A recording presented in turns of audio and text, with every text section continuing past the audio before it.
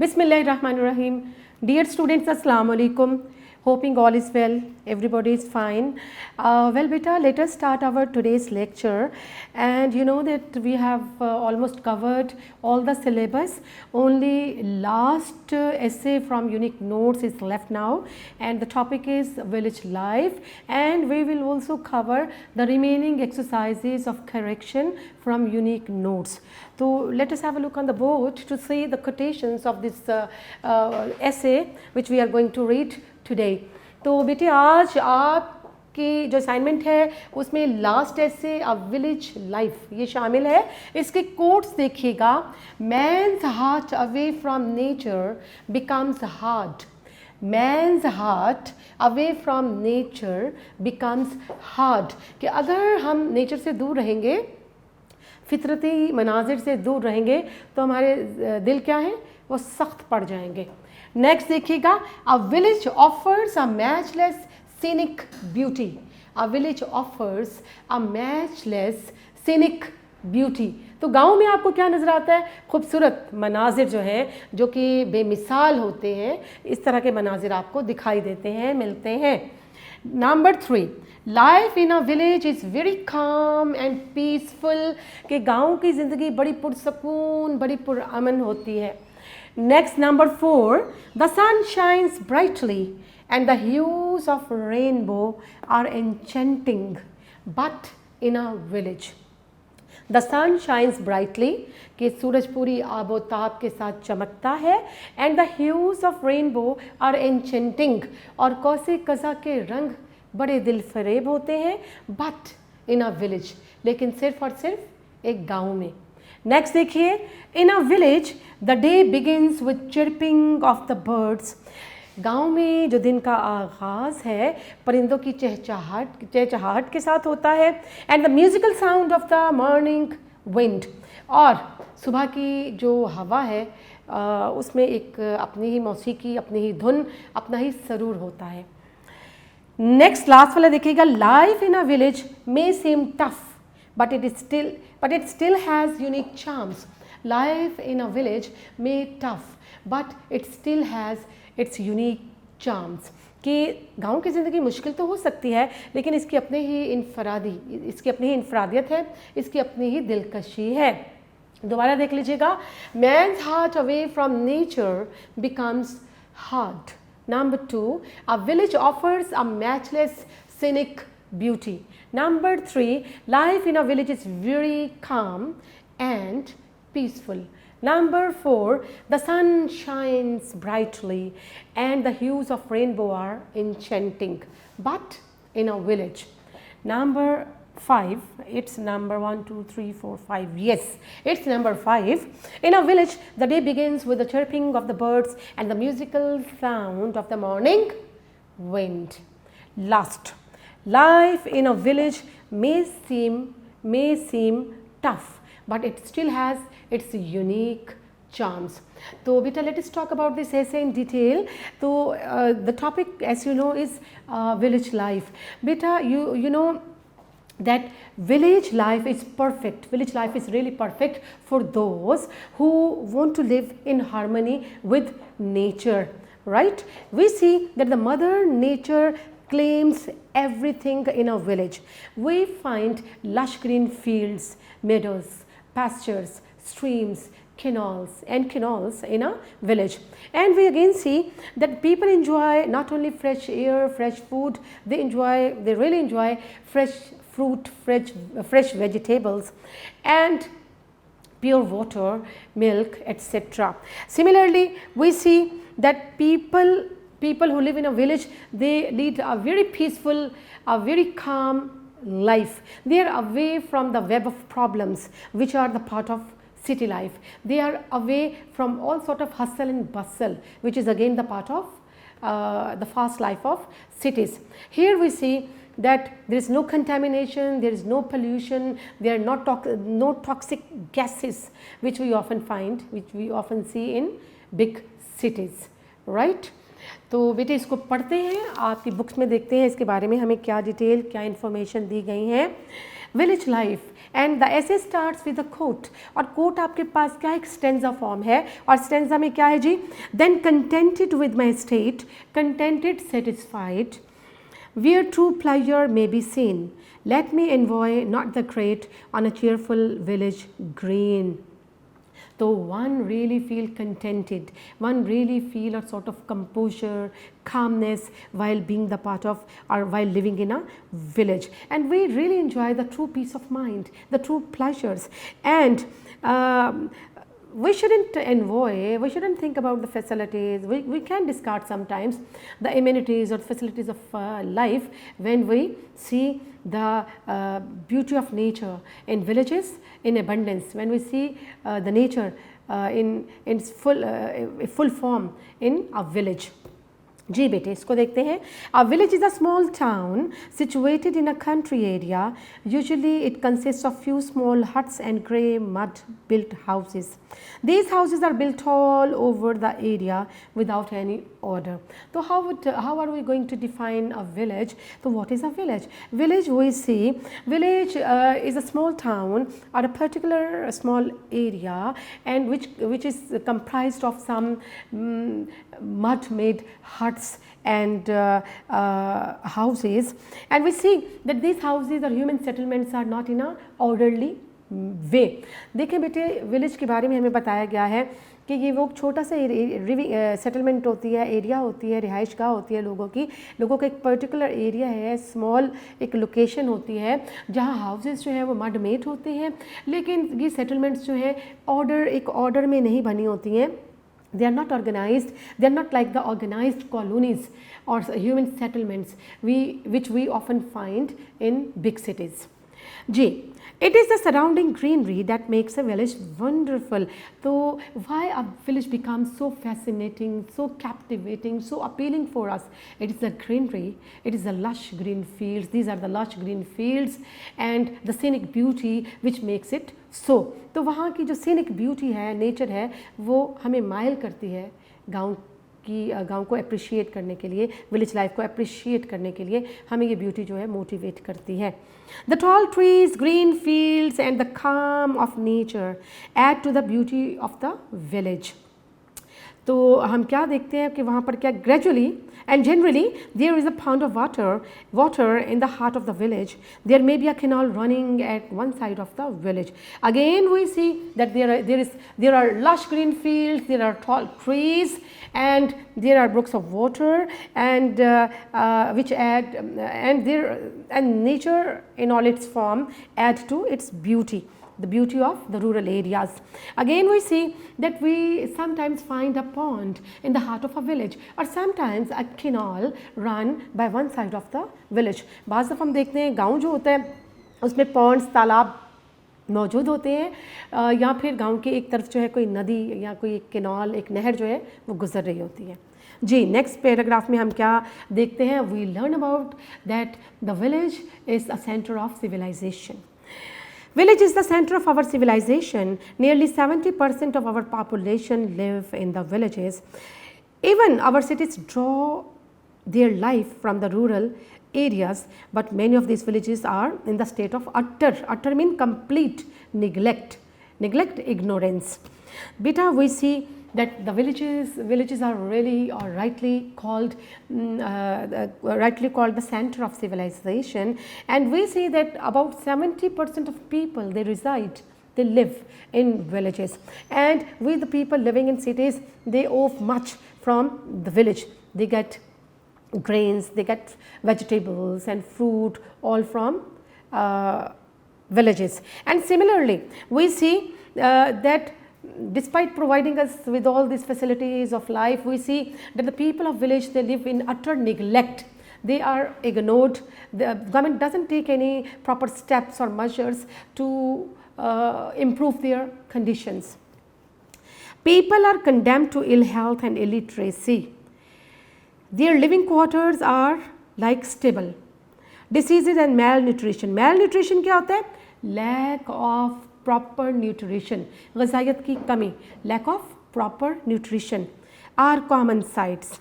So what things we commonly see in a village? We see a very unhealthy atmosphere, and we see literacy, backwardness and ignorance in villages, and we also see that the people are bound to live in quarters which are ill smelling, which are dark, and which are stuffy, and diseases and lack of nutritious food, all these things are the common sight of a village. Malaria, cholera, smallpox and tuberculosis carry away thousands of people every year. Even the commonest facilities of life are not available. If any person falls ill, he goes either to the city for proper treatment or pulls through just by a lucky chance. Pulls through का मतलब क्या होता है? Survive, जिंदा रहना. तो we see that we do not find the proper educational institutions, particularly for higher education in villages, and we do not find proper medication or proper hospitals for the treatment of the people who get ill. If a person falls ill, he definitely moves to a quack, and due to some lucky strokes, lucky stars of his luck, due to some lucky stars or lucky stroke of his luck, he gets survived. तो गांव में क्या हमें नज़र आता है? तो disease आम नज़र आती हैं, स्मॉल पॉक्स है, डिप्थीरिया है, ट्यूबरक्लोसिस है, और इस तरह की बहुत सी बीमारियां जो हैं, malaria, cholera, tuberculosis, small pox, all this disease carry away thousands of people every year. हर साल लाखों लोग लुक में अजल बन जाते हैं, इन बीमारियों का शिकार हो जाते हैं. फिर हम देखते हैं जो कॉमन फैसिलिटीज़ हैं, एजुकेशन, हायर एजुकेशन की फैसिलिटीज़ नहीं है. फिर वहाँ पर हम देखते हैं कि हॉस्पिटलाइजेशन की फैसिलिटीज़ मौजूद नहीं है. We do not have better और proper system of the diagnosis of the disease and the way to treat them. तो लोग क्या करते हैं, वो नीम हकीम ख़तरा जान जो होते हैं उनके पास चले जाते हैं. वहाँ पर जो हकीम होते हैं, अमूमी तौर पर तबीब होते हैं, और अगर तो लोगों की किस्मत साथ दे तो वो बच जाते हैं, वरना मौत का शिकार हो जाते हैं. जी बेटे, आगे हम क्या पढ़ते हैं कि village in the past was a self-contained. How was the village in the past? A self-contained and independent unit. Ji, village in the past was solid, self-contained administrative unit. Self-contained क्या होता है? Complete and also independent. People were knit by ties of love. Everybody looked up to his neighbor in time of need. Hence, there was a feeling of mutual trust and friendship. So, what were the feelings of the people in the past who live in the village? We see that the people, the village in fact was a self-contained and a very complete administrative unit, and people, they developed a sort of mutual understanding, and they were ever ready to help each other in the time of need.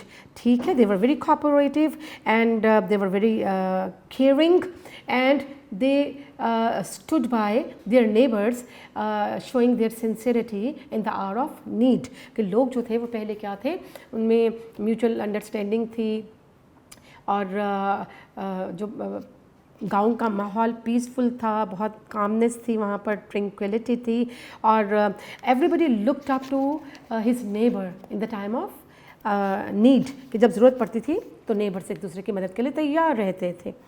The economic life, then we also have to talk about the economic life of villages की जो economic life है, मौशी हालत है, उसके बारे में भी बात करते हैं. The economic life of the villages was based on shoulder foundations.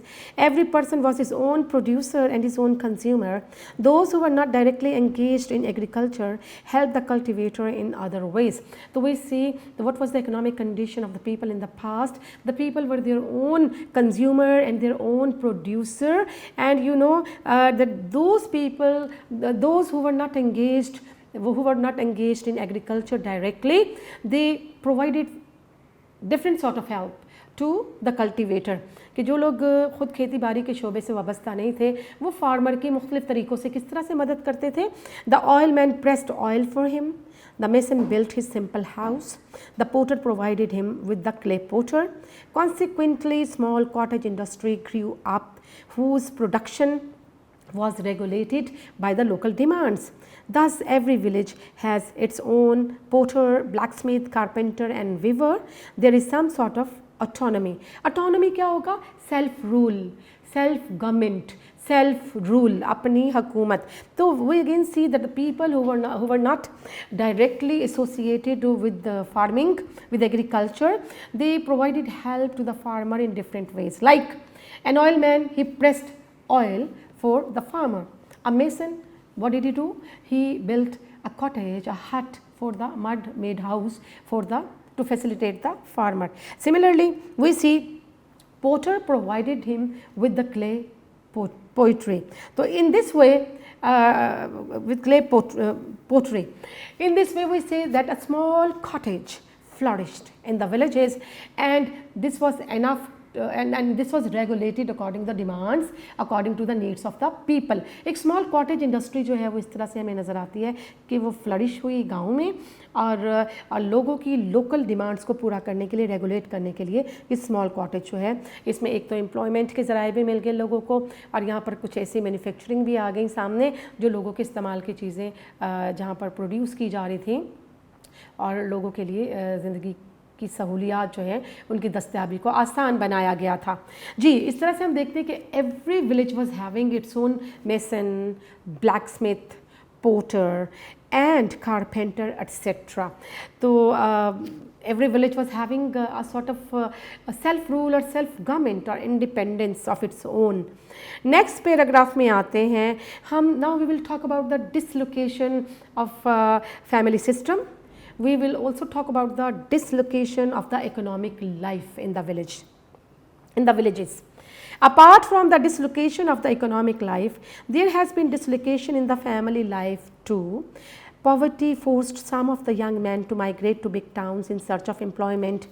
Others were weaned. Weaned क्या होता है? WEANED. Attracted by, fascinated by, captivated by. गुमराह हो जाना, दिलकशी से अट्रैक्ट हो जाना, तवज्जो माइल हो जाना. By the alluring. एल्योरिंग क्या होता है? Attractive charm of the city. This resulted in the breaking of the family units. Bonds of love which once united a family were cut asunder. Cut asunder क्या होता है? Cut into pieces, broke into pieces. So we again see that with the passage of time, not only the people of the village, with the passage of time, people of the village, they suffered a lot economically, and as a result, their family lives also got disturbed. We see that the villagers, in search of better facilities of life, in search of better opportunities of getting higher education, in search of getting better medical facilities, and also weaned and allured by the beauty and the charm of the city, being attracted and fascinated by the glamorized life of the city, they migrated from villages to cities, and this directly affected the family bond, and the bond of love also got broken. यानी कहते हैं कि जब economic life की बात की जाती है गांव के लोगों की, तो जब बड़े बड़े शहर जो है वो सामने वजूद में आते हैं, नज़र आते हैं, तो गांव के लोगों ने भी माइग्रेट करना शुरू कर दिया. जनाब, एक ज़माने से ही अब तक लोगों ने गांव से शहरों की जानिब माइग्रेशन शुरू कर दी ताकि बेटर स्टैंडर्ड ऑफ लाइफ मिल जाए, हायर एजुकेशन अपॉर्चुनिटीज़ मिल जाएं, बेटर मेडिकल फैसिलिटीज़ मिल जाएं, और इसके अलावा जो है क्योंकि cities basically are the seats of learning and culture, तो definitely one gets a chance and opportunity to try his luck and also to excel in life. तो आगे बढ़ने के मौके भी जो है वो शहरों में बहुत ज़्यादा पाए जाते हैं. तो इसकी वजह से क्या हुआ कि most of the people from villages, they started to migrate to big cities, and as a result this family bond got affected. ये जो फैमिली बॉन्ड था उनमें सिंसियरिटी थी, लॉयलिटी थी, ये सारी चीज़ें अफेक्टेड हुई हैं वक्त के साथ साथ. The villages which once throbbed.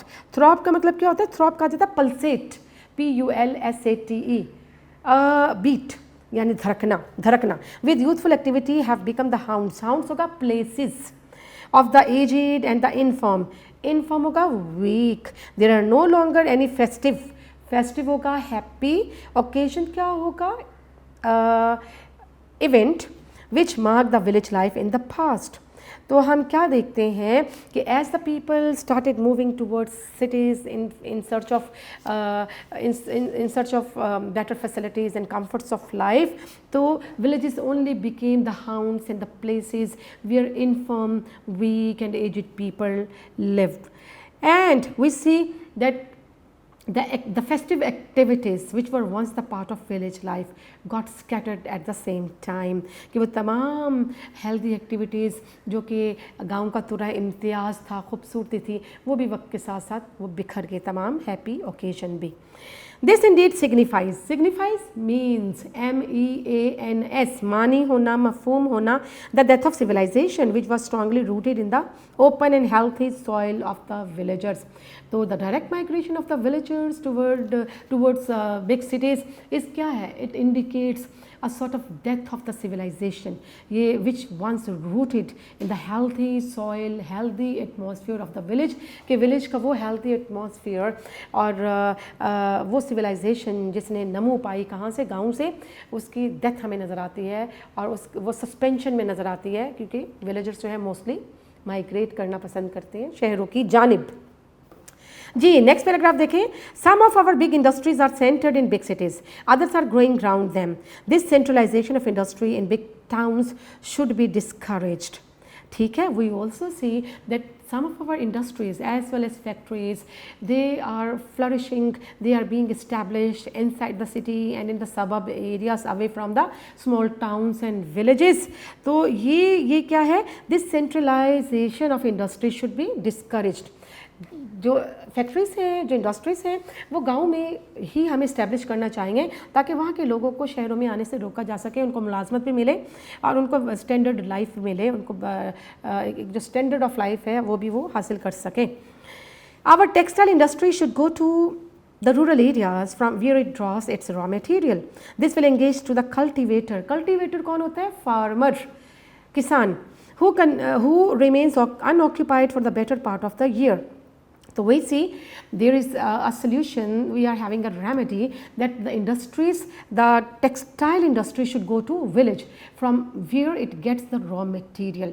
In this way we would be able to provide jobs and to accommodate the farmers in jobs in those industries, in that textile industries. The farmers who remain unoccupied or unemployed a major part of the year.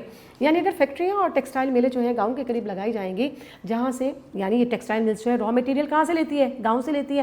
तो अगर वहाँ पर ही factory लग जाती है तो एक तो चीज़ें अप्रोचेबल हो जाएंगी और वो फार्मर जो कि साल का बहुत हिस्सा जो है वो चूँकि उनका जो क्रॉप सीज़न है वो ख़त्म हो जाता है, उसके बाद वो अनएम्प्लॉयड हो जाते हैं, तो उनको भी अकोमोडेट किया जा सकता है इन इंडस्ट्रीज़ में.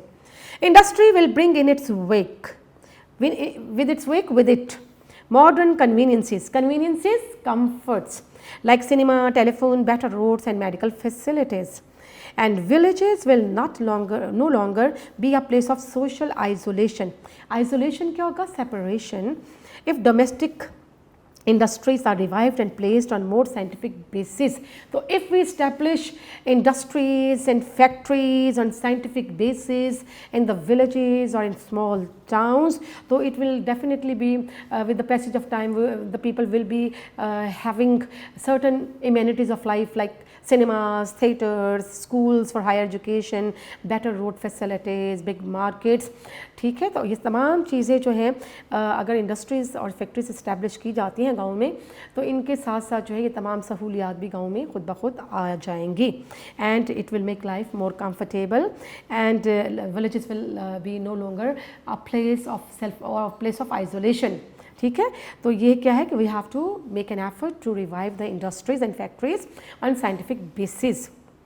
नेक्स्ट देखिएगा बेटा, small villages can be easily group together as independent administrative units. These units should be administered by the people themselves without any intervention. Intervention होगा interference by the district authorities. Again we are having another solution that the small villages should be brought under one administrative unit. In this way these can work in a better way without any interference, without any interference of district government कि अगर गांव जो है मुख्तलिफ छोटे छोटे गाँव को एक यूनिट एडमिनिस्ट्रेटिव यूनिट बना दिया जाए तो वो मिलकर अपने मसाइल को बाहमी तौर पर सही तौर पर अपने मसाइल का हल तलाश कर सकते हैं किसी भी डिस्ट्रिक्ट गवर्नमेंट की इन्वॉल्वमेंट के बगैर। फिर एक और हमें सोर्स बताया गया है that is panchayat system in villages. तो we see that we have panchayat and some of the villages but they are not working properly. This panchayat should be reorganized so as to make them really useful. All civil and criminal cases with the exception of serious one should be investigated and decided by these panchayats. So although we are having some panchayats, some local courts or panchayats in the villages, but these are not working properly. We need to organize them so that some cases could be investigated and could be decided over there without any delay. This will stop the delay in justice and save undue expenditure on litigation. Litigation कहता है lawsuits, मुकदमेबाजी। तो इस तरह से क्या होगा कि वो it will save us from delay in justice and too much expenditure on lawsuits कि जो मुकदमेबाजी पे बहुत ज़्यादा पैसे खर्च होते हैं शहरों में जाकर या इंसाफ का ताख़ीर से मिलना, ये सब मसाइल भी ख़त्म हो जाएंगे अगर पंचायतें सही तौर पर काम करें और मुख्तलिफ मसाइल का हल, मुख्तलिफ डिस्प्यूट्स की सेटलमेंट जो है पंचायत में ही हो जाए। Above all, it will build up an atmosphere of moral confidence and self-dependence, and it will also give a feeling of self-confidence to the people of these villages and providing them a sort of self-independence in getting the solution of their disputes. Lastly, villagers must be taught to respect their old traditions. They should not migrate to towns and cities. This will stop the process of depopulation, and once again our villages will become homes of peace and love. Government has to take steps, government has to take measures to stop the migration, the blind migration of villagers from villages to big cities. ठीक है? And the villagers should be taught to respect their own culture and traditions. In this way, we can keep alive the culture and civilization of villages. And again, villages can become the place of peace and love. Life will return to them in fullness. The peasant means farmer, will be once again a symbol of our national glory. तो क्या है? The peasant will definitely be able to get its former place of dignity and glory if the government take these actions like stopping the blind migration of the villagers from rural areas to urban areas. A village is not a piece of heaven on earth if it has its deficiencies. Deficiencies क्या होता है? Flaws, FLAWS, drawbacks. The poet has summarized all this in these lines. तो हमें क्या इनमें बताया जा रहा है कि ये जन्नत का नमूना नहीं है. Village life has difficulties of its own. ठीक है, it's not a heaven on earth. तो एक स्टेंजा आखिर में इस चीज़ को समराइज़ करता है. Without proper transportation, without supply of electricity, life here is so different, deprived of city like facility क्या होगा? कैपेबिलिटीज़. तो we see that sometimes in villages, in small villages, we find no proper transportation, we find no electricity, and life is quite different, and we feel ourselves deprived of those amenities of life, those capabilities which we find in those faculties which we find in big cities. तो शहरों में बहरहाल गाँव में बहुत सी चीज़ें ऐसी भी हैं जो कि हमें जिनका फुकदान जो है वो दिखाई देता है. ठीक है जी, आपका ये ऐसे ख़त्म हुआ. अभी हमें करनी है जो आपकी करेक्शन एक्सरसाइजेस हैं बेटे. करेक्शन एक्सरसाइजेस थोड़ी सी रह गई हैं, उसको आज कंप्लीट करते हैं. आपने 1 to 11 यूनिक नोट से करेक्शन एक्सरसाइजेस करना थी और हमने 1 to 11 में से 11th वाली एक्सरसाइज कर रहे हैं. उसके आखिरी 5 सेंटेंसेस रहते हैं. बेटे मैं इसको यहाँ से ये रिमूव करती हूँ ताकि आपके लिए एक थोड़ा सी स्पेस बन जाए. मज़ीद कोई चीज़ अगर लिखनी है तो वो हम इसके ऊपर डिस्कस कर सकें. ठीक है जी, आपकी मैं एक्सरसाइज करवा रही हूँ नोट्स में से एक्सरसाइज नंबर 11 जो लास्ट एक्सरसाइज है फर्स्ट टर्म के लिए, और इसके 5 सेंटेंसेस हम लास्ट लेक्चर में कर चुके हैं और नेक्स्ट 5 सेंटेंसेस जो है वो हम लोग अभी करते हैं. जी बेटे, नंबर 6 पे है कि his hand writing was such which could not B read. याद रखना है सच के साथ विच नहीं है, सच के साथ पेयर बनता है एज. तो हमारा आंसर क्या हुआ? सी, कि his hand writing was such as could not be read. जी नंबर 2 है he, you and I told the news. He, you and I. जब 3 पर्सन आ जाते हैं तो उनकी फॉर्मेशन क्या होती है? 2 + 3 + 1। सेकेंड पर्सन पहले, थर्ड पर्सन बाद में, और आखिर में आई आएगा। तो इसमें ऑर्डर जो है प्रोनाउन का वो आपने चेक करना है। पहले सेकंड पर्सन आ जाएगा यू, फिर ही और फिर आई। तो ए स्टेटमेंट करेक्ट है। You, he and I told the news. Number 8, 5 and 5 makes 10। 5 and 5 makes 10। बेटा याद रखना है एंड चीज़ों को प्लस करता है। जब प्लस करता है तो फिर वर्ब के साथ ऐसे ही यस नहीं आएगा। तो जवाब क्या आएगा? 5 and 5 make 10। तो कौन सी स्टेटमेंट सही है? C. Number 9, they played football under the rain. Under the rain नहीं होता, इन द रेन होता है। प्रेपोजिशन गलत है, बारिश में उन्होंने फुटबॉल खेला। तो बी ऑप्शन सही है। 10, द कैटल इज़ ग्रेजिंग। बेटा कैटल जो है ये प्लूरल फॉर्म में इस्तेमाल होता है, इसका सिंगुलर नहीं है, प्लूरल भी यही है। इसका ये प्लूरल फॉर्म में इस्तेमाल होता है और अपने साथ हेल्पिंग वर्ब भी प्लूरल ही लेता है। तो कैटल इज़ नहीं होगा, द कैटल आर होगा। कैटल जो है प्लूरल फॉर्म में इस्तेमाल होता है और प्लूरल वर्ब लेता है, तो कैटल अपने साथ प्लूरल वर्ब आर लेगा। The cattle are grazing in the field. तो 11 एक्सरसाइजेज आपकी कंप्लीट हुई। अब हमने करेक्शन की ही जो एडिशनल एक्सरसाइजेज हैं वो इस टर्म के लिए 3 करना है। और ये 3 सारा मिक्सचर है, ये मिसलेनियस सेंटेंसेस हैं जो ऑलरेडी की गई एक्सरसाइज में से ये सेंटेंसेस लिए गए हैं। नंबर 1, पहला आपके पास आता है the both girls are tall. मैंने आपको ये हमने पहले भी पढ़ा, पहले भी मैंने आपको बताया बोथ के बाद हमेशा द इस्तेमाल होता है, ऑल के बाद रूल है, ऑल और बोथ के बाद द आता है। तो ये लिखा है the both girls are tall, गलत। क्या आएगा? Both the girls are tall. B option correct है। Number 2, he is good of English. ये भी हमने पढ़ा, गुड ऑफ नहीं होता, to be good at. To be good at एक ईडियम है। टू बी गुड एट का मतलब है टू बी एक्सपर्ट इन, एक ईडियम है, ठीक है। तो यहाँ आएगा he is good at English. तो कौन से वाली स्टेटमेंट सही हुई? A. Number 3, I agree with your suggestion. With agree के साथ उस वक्त आएगा जब विद अ पर्सन होगा। जब सजेशन की बात की जाती है तो टू प्रपोजिशन इस्तेमाल होती है। I agree to your suggestion, ये इसका सही आंसर डी है। Number 4, dog is a faithful animal. ये भी हमने किया। डॉग इज़ अ, कोई एक डॉग फेथफुल नहीं होता, डॉग की जबिल्लत में शामिल है फेथफुल होना। तो यहाँ दा लगाएंगे डॉग से पहले तो पूरी रेस आ जाएगी, उसकी पूरी डॉग मतलब हर डॉग इसमें शामिल होता है, फिर पूरी रेस को शामिल कर लेते हैं। The dog is a faithful animal और बी ऑप्शन करेक्ट है। Number 5, he treated me friendly. बेटा जब हम किसी को when we are showing manners और बिहेवियर तो हम क्या कहते हैं? He treated me in a friendly manner. वो मैनर शो होता है। तो यहाँ आएगा ही ट्रीटेड मी फ्रेंडली नहीं, ही treated me in a friendly manner. आप मैनर शो कर रहे हो किसी के, फ्रेंडली मैनर्स हैं। ए ऑप्शन सही है। Number 6, he knows swimming. आपने देखा कि हम जब कोई कैपेबिलिटी, कोई एक्सपर्टीज़, कोई स्किल को जाहिर करते हैं तो हाउ टू इस्तेमाल करते हैं, हाउ टू, ठीक है। या यस हाउ टू इस्तेमाल किया जाता है। तो ही नोज़ स्विमिंग गलत है। He knows how to swim, he knows how to paint, इस तरह से आप लिखते हैं। सी ऑप्शन सही है। फिर number 7, the jury were divided in their verdict. Jury जो है यह भी हमने पीछे एक्सरसाइज में पढ़ा, ज्यूरी एक ग्रुप नाउन है। ग्रुप नाउन है, अपने साथ हमेशा प्लूरल वर्ब लेता है। तो द ज्यूरी वॉज नहीं, the jury were divided in their verdict.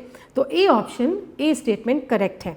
Number 9, cattle is grazing. अभी बताया कैटल अपने साथ प्लूरल हेल्पिंग वर्ब लेता है, cattle are grazing. D option सही है। Number 10, the United states of America have a big army. United states of America, USA एक country है, इसकी स्टेट्स चाहे बिखरी हुई हैं, मुख्तलिफ हैं, लेकिन ये मुल्क तो एक है ना, तो इसलिए हम इसके साथ हेल्पिंग वर्ब क्या लेंगे? सिंगुलर लेंगे, वर्ब सिंगुलर आएगा। The United states of America, America has a big army. B option correct है। Exercise number 2, I found that he is guilty. Found second form है तो आने वाली सारी फॉर्म पास्ट हो जाएंगी। I found that he is नहीं, he was guilty. Number 2, horse is a fast running animals. तो बेटा एक हॉर्स फास्ट रनिंग नहीं, हॉर्स तो होते ही फास्ट एनिमल है, फास्ट रनिंग एनिमल है, और इसलिए इसकी पूरी रेस को कम्युनिटी इसकी रेस को जाहिर करने के लिए दा लिखेंगे। The horse is the fast running animal. C B option correct है। फिर higher you go cooler it is. मैंने कहा था जब 2 कंपेरेटिव डिग्रीज आती हैं तो दोनों के साथ दी लगता है, हायर और कूलर के साथ दी लगेगा। The higher the cooler. दो कंपेरेटिव डिग्रीज एक ही सेंटेंस में आ जाएं तो दी लेती हैं। फिर है I found that he was, आपका नेक्स्ट नंबर 4 है 10 miles are not a long distance. 10 miles, 10 एक राउंड ऑफ फिगर है और वो अपने साथ हमेशा सिंगुलर हेल्पिंग वर्ब लेगा, तो 10 माइल्स आर नहीं, 10 miles is not a long distance. Number 5, I have passed my matric in 2006। बेटा 2006 की बात हो रही है, पास की बात हो रही है, तो हैव कभी भी नहीं आएगा, पास इंडेफिनिट आएगा, तो आएगा I passed my matric in 2006। B option सही है। फिर 6 है he always says the truth. बेटा सेज द ट्रुथ नहीं होता, मैंने आपको पहले भी बताया था, स्पीक द ट्रुथ होता है, तो he always speaks the truth. A option सही है। Number 7, he ran lest he may miss the train, और मैंने बताया था लेस्ट और इसका पेयर बनता है शुड के साथ। He ran lest he should miss the train, ये कौन सी ऑप्शन सही हुई? ए। फिर आगे है he is not as tall as me. He is not as tall as me, तो पेयर बनता है सो और एज का, सो और एज का, तो क्या बनेगा? He is not so tall as, और जब कंपैरिजन कर रहे होते हैं तो आखिरी ये सब्जेक्टिव केस आता है। सब्जेक्टिव केस मी का क्या होगा? आई। सब्जेक्टिव केस इस्तेमाल होता है जब आप इसको सब्जेक्ट के साथ कंपैरिजन कर रहे हो दो लोगों को, तो he is not so tall as I, subjective case end में आएगा। फिर आप देखें नंबर 9 पे, I as well as my brother is watching TV.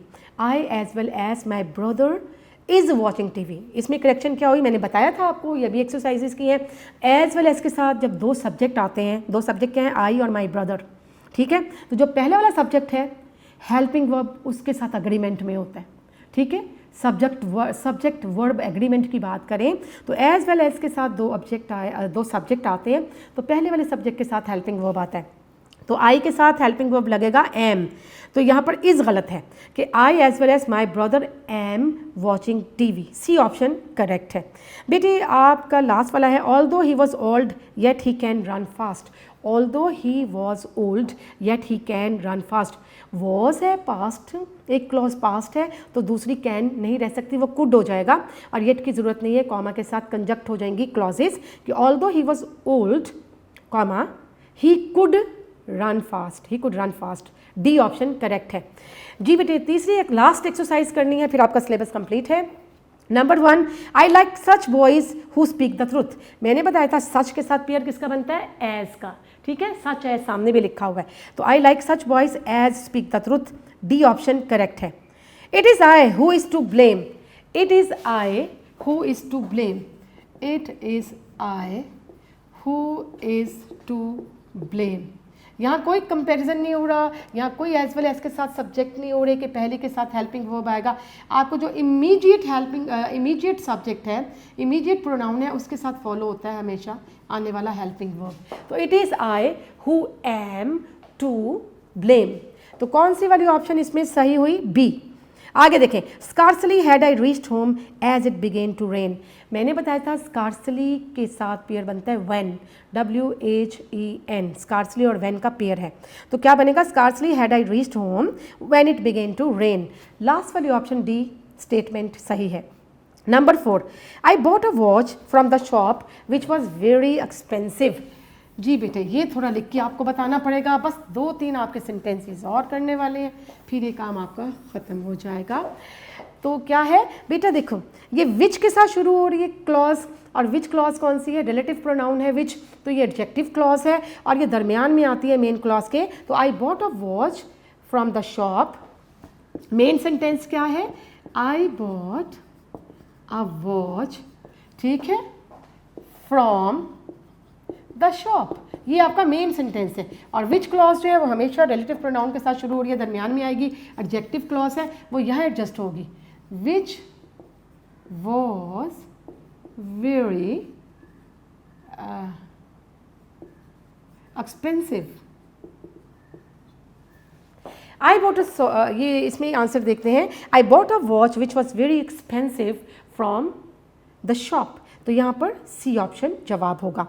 Number 5, this is worth seeing site. Worth एक एडजेक्टिव है, अपने साथ नाउन या प्रोनाउन को या फिर प्रेजेंट पार्टिसिपल फॉर्म लेता है। तो वर्थ सीइंग जो है ये हमेशा एंड में आता है कि this is a worth seeing sight, नहीं, this is a sight worth seeing.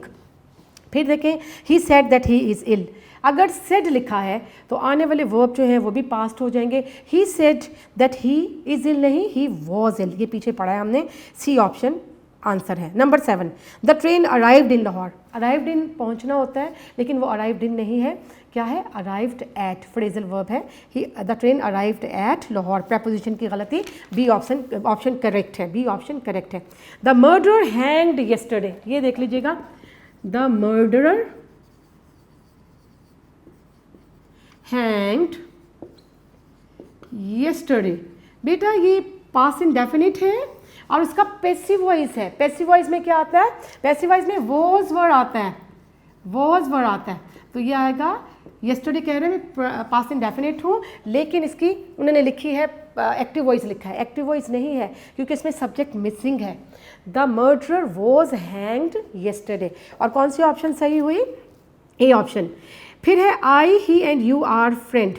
Again आपको फॉर्मेशन बताई थी 2, 3 और 1, सेकेंड प्रोनाउन, थर्ड प्रोनाउन और फिर फर्स्ट प्रोनाउन। तो I he and you are friend नहीं होगा, होगा you he and I are friends, C option correct है। लास्ट देखें, what is the last news. Last news नहीं होती, लेटेस्ट न्यूज़ होती है, लास्ट न्यूज़ गलत है। What is the latest news, D statement सही है। तो बेटे ये 3 एक्सरसाइजेज भी आपकी कंप्लीट हुई, आपकी करेक्शन भी ख़त्म हो गई है और बेटे आपका सिलेबस जो है वो सारा कंप्लीट हो चुका हुआ है। लास्ट ऐसे था, कुछ करेक्शंस थी, वो आज के पीरियड का हिस्सा थी और उसे भी कंप्लीट करवाया जा चुका है। अब just keep on practising all this things, ठीक है, so that you would be better prepare for your coming papers and test whatever, right बेटा। अपना बहुत ज़्यादा ख्याल रखिएगा, सब चीज़ें जो है बेहतरीन तरीके से आप इनको तैयार करें, याद करें और इनकी प्रैक्टिस करें और इंशाल्लाह उम्मीद है कि बहुत कुछ आपने लर्न किया होगा, सब चीज़ें तैयार साथ साथ करते रहे होंगे। थैंक यू वेरी मच बेटे, stay blessed and take care, अल्लाह हाफिज़।